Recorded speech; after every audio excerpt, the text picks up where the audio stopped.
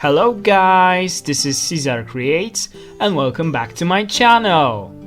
In today's video we are starting a small project inside this bigger project called Elm Hill City Zoo, if it makes any sense. And this small project is called Small Mammal House. Many zoos around the world, they have such buildings where they keep several species of animals. For example, we have reptile houses or bird houses like aviaries. We have night houses, I think, with nocturnal animals. And also we have those monkey houses where you can see smaller monkeys inside. They are basically used for smaller animals. And often the habitats inside of those houses have like an outdoor and indoor part, so the guests can observe the animals inside the house and also outside. This is really useful in parts of the world where there are changing seasons, where we have winter and summer, because during the winter animals can be closed inside, especially the tropical species that are vulnerable to cold temperatures. But guests still can see them because they are able to enter this animal house. And during the summer, the animals have access to both the outside and the inside part of the habitat, so they can enjoy a little sun if they want to, or they can always stay inside if they prefer. The path for the guests is also going around this outside parts of the habitat, so the guests can observe the animals during the summer when they are out, and during the winter it's inside the house. There's something like this in Berlin Zoo. I've been there many times, and they keep small monkeys, small mammals, small cats like this. Also, there is something like this in my local zoo, but it is used for birds, for parrots and other exotic birds. You can see them from the outside of the building, and you can enter the bird house, and then you can see all the birds when they are inside the house. They are in those nicely designed indoor habitats, and you can observe them through the glass. If you wonder, my local zoo is the Gdańsk Zoo. It's in the north of Poland. It is really nice because it is basically located in the forest. So the animals have really natural environments, natural habitats. There's a lot of height variations, and while going there you basically go also for a walk in the forest. So I really enjoy it, and yeah, I most probably will take some more inspiration from my local zoo because I simply like it very much. Okay, enough of the intro. This building is actually inspired by the Ringer, I think it's pronounced like this, petting zoo in Germany. The real building is much smaller, but I wanted to go for something really similar because I love the wooden structures, I love the color of it. It's modern, but there's a lot of like raw wood, and I really like this vibe, and I think it really fits our zoo. I will put the link in the description to this building so you can see what I was inspired by. Again, it's not a recreation or something, I was just inspired by this architecture style and I wanted to build something really similar. So as you could see, I was using a building technique of building the domes. So to build a dome or any other circular building, you simply need to build two walls opposite to each other, add all the details you want to those walls, and connect those walls with a roof. In this particular build, I wanted to leave a circular oval shape in the middle of the roof, so I didn't like finish it because I wanted to add glass in there, like the like a greenhouse for trees that will grow in the middle. So yeah, basically you need to build and detail the walls, put them opposite to each other, build a piece of roof, and then just copy over and over again this whole building set until you get a perfect circle. I actually wanted to go for an oval shape, so I then splitted all the builds in half. You'll see me doing it, like clicking one by one.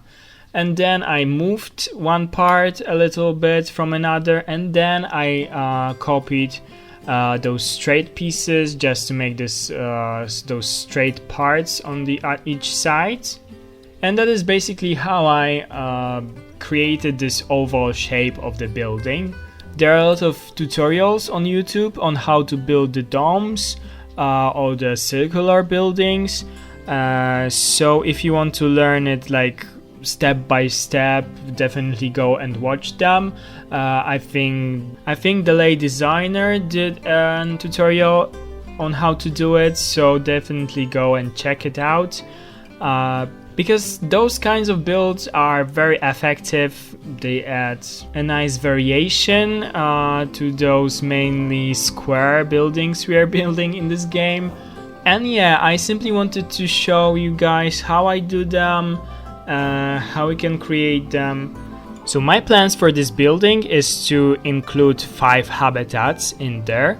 There will be 1 habitat in the middle that will be indoor only, and 4 habitats with an indoor and an outdoor part. So my plans are to include all the small animals, all the small mammals inside of it, besides the monkeys, because I have something else planned for the monkeys in the future. So the 5 mammals will be the koala, red panda, giant otter, aardvark, and the Chinese pangolin. And today we are starting this little series with an indoor koala habitat in the middle of this building. So as you may expect, the next 4 episodes of Elm Hill City Zoo will be committed to the Small Mammal House. As it happens, the majority of those 5 animals are on my list of my favorite animals in this game. So I really want to give them some cool habitats because I really like them. I don't know, there's something about those small animals that I really like. So if you want to see me completing this project named Small Mammal House, definitely stay tuned for next episodes where we'll be adding other small mammals and completing this whole building. I don't know the exact order of the habitats of the future episodes yet, but I already have it planned in my head how I want it to look like a bit. So only this like shell of the building is inspired by some other build that is actually in other zoo, but the habitats themselves will be just my creations, not inspired by anything. So I want to like do my best to create the best habitats that I can from my head, just to show you guys how I do it and hopefully inspire you for your future builds.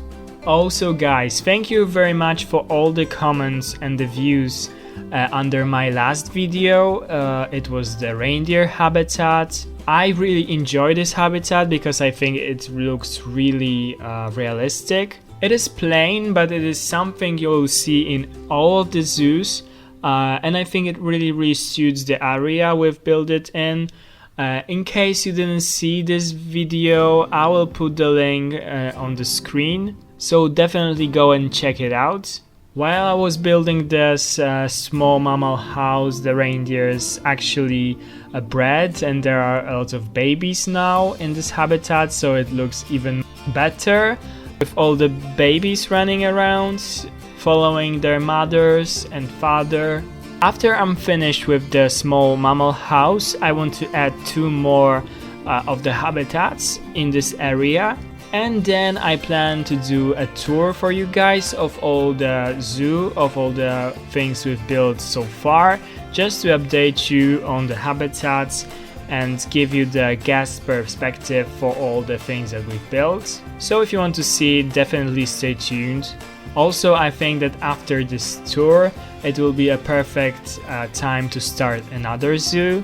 So we'll have two projects at the same time. I want to go for something really different. I'm thinking between the tropical zoo, like Verlash Zoo in the rainforest, or maybe the Australian outback zoo, like deserty, dry land zoo, or maybe an African zoo like a Serengeti National Park or something like this, because I want those two series to be different from one another. So maybe if you guys have any suggestions or any requests about what kind of the zoo you would like to see me build, comment down below please. It will be very helpful for me because I definitely want to start with something new and exciting for you. Okay, back to today's video again. As you can see, we already started to build the inside habitat for the koalas. I really like the koalas. I think their models are simply beautiful.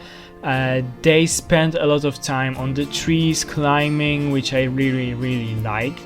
So I wanted to build something special for them and special for the guests. So I decided to lower this habitat a bit into the ground so that when the koalas climb, they are actually on the eye level of the guests. So the guests have like a really close encounter with koalas without any fence or a glass like between the guests and the koala, so they get this really natural feeling of the animal being close to you. And yeah, I wanted to go for something like this because I imagined something like this in my mind and I think it really works. After I finished this habitat, I actually thought that it is a bit unfair that the koalas are the only animals that don't have like the outside access. They're only inside of this building. So I decided that it will actually be their winter habitat. You know, they are actually moved here for the winter where the weather is cold and they are not used to those cold temperatures because they live in Australia where the winters are not too harsh. And we are building in the temperate biome somewhere in Europe. So yeah, we'll actually build another habitat for the koalas outside somewhere in the future so that they can simply be moved between the habitats depending on the season of the year. Many zoos do something like this. They have the winter and summer habitats for the animals. For example, during the summer when you walk into this building, you will see the sign saying, for example, the koalas are now in their summer habitat outside, and a little map on how to get there. And then the same during the winter or late autumn, there is a similar sign in their outside habitat saying that the koalas were moved to the inside habitat due to the cold temperatures. And I think we'll build something like this. So yeah, let's pretend that this build is actually their winter habitats, but for the sake of not having empty habitats, we'll keep koalas in both actually.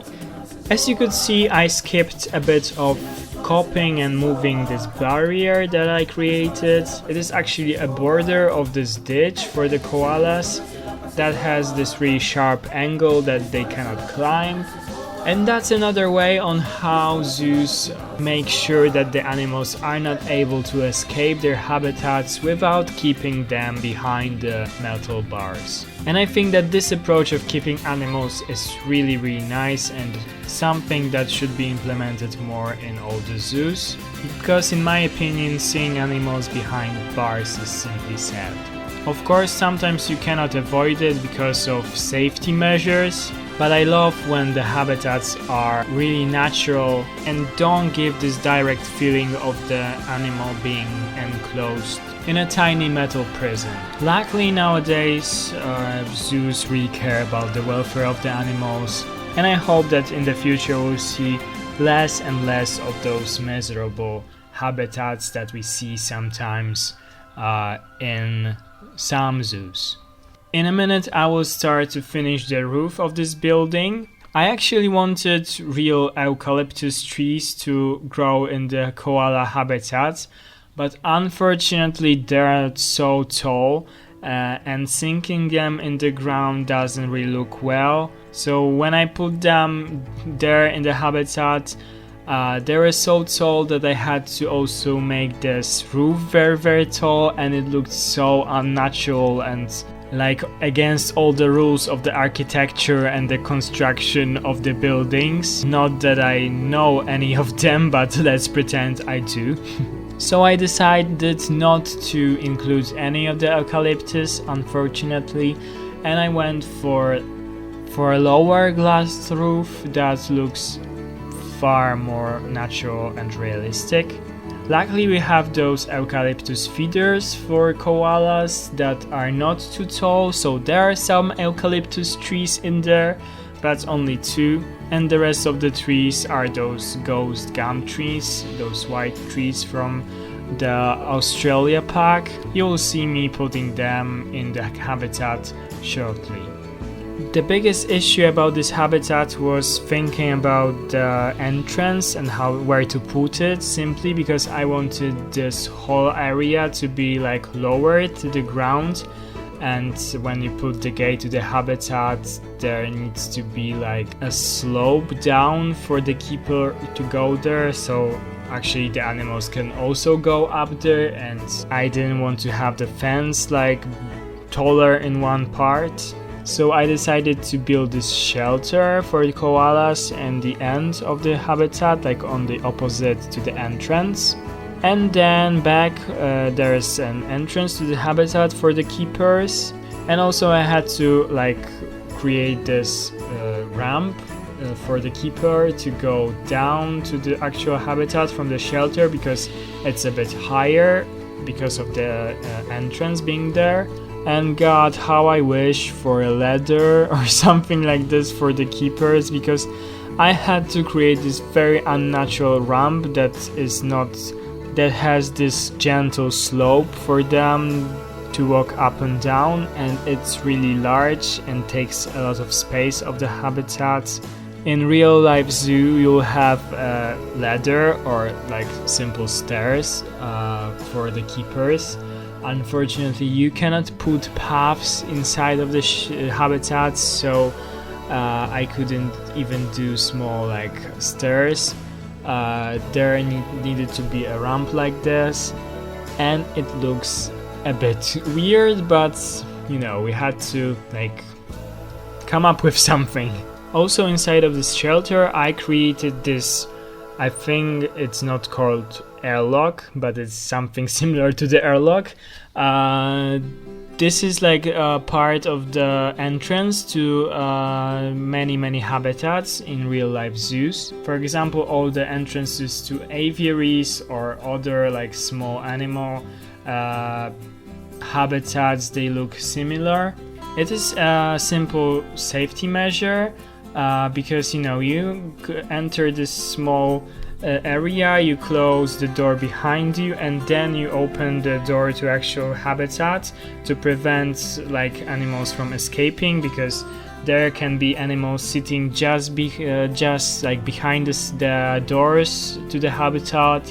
You open the door and suddenly the animal runs or flies out, and you don't want it, so that's why we have those double doors. And sometimes those, I don't know if they're called airlocks, probably not. The airlocks are in like humans' buildings, I think. They are used to keep the cleaning tools, they are used to keep the food for the animals, because animals cannot like go in there. So yeah, it's really useful and something realistic. We are going for a realistic zoo approach in this game, so I wanted to include that in this build. And now it is time for our fun facts.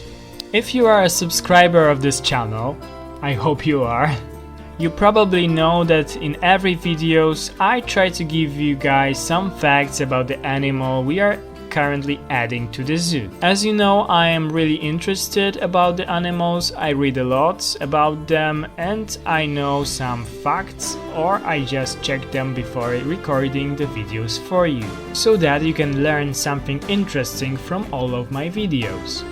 So today's fun facts are about koalas. Firstly, let's say it out loud, koalas are actually not bears. The koala is often called a koala bear, which is obviously wrong.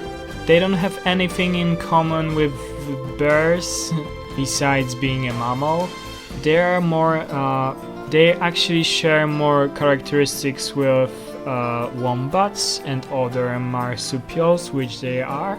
The marsupials are actually the animals that carry their babies through the first months of their lives in a special pouch on their stomach. The most famous marsupial is definitely the kangaroo, but yeah, the koalas are also belong to the same family. Actually, even the developers of this game made this mistake, and the Planet Zoo community pointed it out. In the Zoopedia, the koala was actually referred to as a koala bear somewhere in the description. So yeah, the community pointed it out to the developers, and it was actually changed with one of the updates. So as you probably know, the koalas eat the eucalyptus leaves, and they can eat up to 1 kilogram of those leaves a day. And what is interesting is that the eucalyptus is actually poisonous to many animals and also to humans. I mean, it wouldn't kill you, but it will cause some digestive problems for sure. But the koalas have the special fiber digestion organ that helps them to detoxify the chemicals in the leaves, and it's basically not chemical for them to eat the eucalyptus. There are actually 700 of eucalyptus species in Australia, but the koalas eat only about 50 of the species, so they are quite picky eaters, I would say. And they often choose the leaves from the top of the trees because those leaves contain more liquid and nutrition. So that's why they climb really high up the trees just to get those best leaves for them. Koalas can sleep up to 18 hours a day, and it's not because they are high or something on the eucalyptus like many people say. It is because the leaves are so low in nutrition that koalas need more sleep than most animals, and the sleep actually helps them to conserve the energy. And sadly, the koalas are becoming more and more endangered species because of the deforestation and also the fires that are taking place in Australia. When their habitats are destroyed by the deforestation, the koalas often need to change the area that they live in, so they need to walk on the ground to find another trees. And when they're on the ground, they are the most vulnerable, so they are often hit by the cars, they are attacked by dogs or other predators. And also the climate change is causing all those fires in the Australia, and the fires spread really fast, and the koalas are not the fastest animals, so they don't stand any chance of running away, which is really sad. Luckily, there are a lot of people who take care about the koalas. There are special reserves from the koalas in Australia. The WWF makes a lot of work there for them, just to help to reintroduce the species to the wild. They help the koalas that survive the fires. They are often burned and need help, so all those organizations are curing them and releasing them back to the wild. So there's a bit of hope for the lovely koalas. But yeah, we must do everything to protect them, because they actually can become an extinct species if we don't stop destroying the environments they live in. And could you imagine the world without koalas? Luckily, our koalas in the game can live their best lives, and I wanted to build a really special habitat for them that will be fun. There are a lot of climbing frames, there are a lot of ropes that they can climb, a lot of trees. Also inside the shelter there are beddings on the ground and on some climbing frames, and there's a lot of climbing poles and climbing opportunities for them, because when they are closed inside the shelter, for example when the habitat is maintained, they also can climb there, spend times above the ground, just like they feel the safest and the most natural. I also added this new fake tree from the aquatic pack. The animals can actually climb it, and I think that those fake trees are very common in zoos. So yeah, it was a very nice addition. The koalas are actually sitting on the branches of this tree and it looks very, very fun. They are using a lot of those climbing frames, so you'll see it definitely in the end of this video in the cinematic shots. You also will see me adding a lot of plants on the roof of this shelter. I think that this glass roof, it gives a bit of this greenhouse, tropical house vibe. So I wanted to have like some lush greenery there, because you know there's a lot of light so the plants can grow. I actually didn't think about adding any ladder there, so that can be, you know, maintained and watered, so I have to do it in the future. But yeah, it's something really nice. Also, you'll see a lot of plants in those enclosed spaces for the guests, just because they add a lot of this like natural feeling. And I really like how it looks like. So guys, that's all that I wanted to say to you today. Please enjoy the rest of this speed build.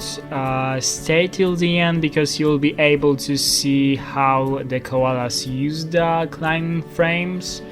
There will be some cinematic shots, as I said, at the end of this video.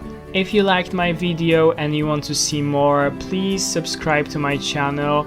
As I said at the beginning of this video, in next episodes we'll be adding more animals to this small mammal house, so definitely stay tuned for that and don't miss it. Please comment down below if you like this video, if you have any suggestions on how I can improve my future videos, and ring the bell if you want to be notified every time I upload a new video. Thank you guys for watching, and I'll see you in the next one. Bye guys!